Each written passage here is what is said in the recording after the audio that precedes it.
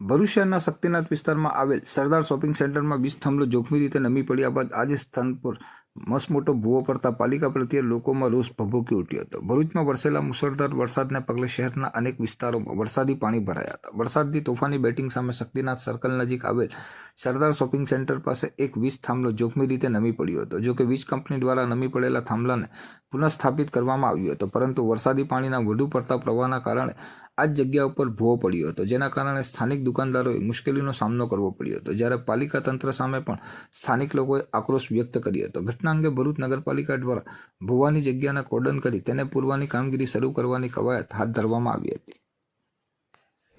હું નારાયણભાઈ વસાવા સરદાર શોપિંગમાંથી બોલું છું।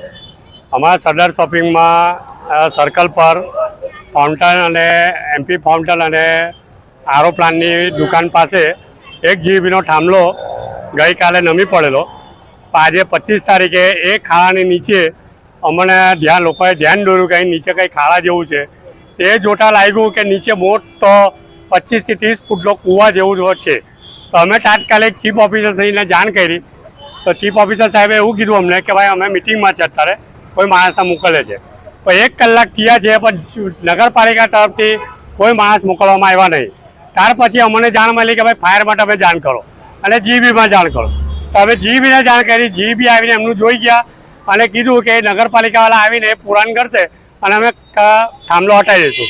ફાયર બ્રિગેડવાળા આવી ગયા, એ લોકો એમને કોર્ડન કરી લીધી છે। હવે આ મોટો ભૂવો છે, એની જવાબદારી કોની છે એ અમને શોપિંગ સેન્ટરવાળાને ખબર નહીં। જો આ ભૂવાની જેની બી જવાબદારી હોય, વહેલી તકે કામ કરીને એને પુરાણ કરવામાં આવે એ અમારી માંગ છે।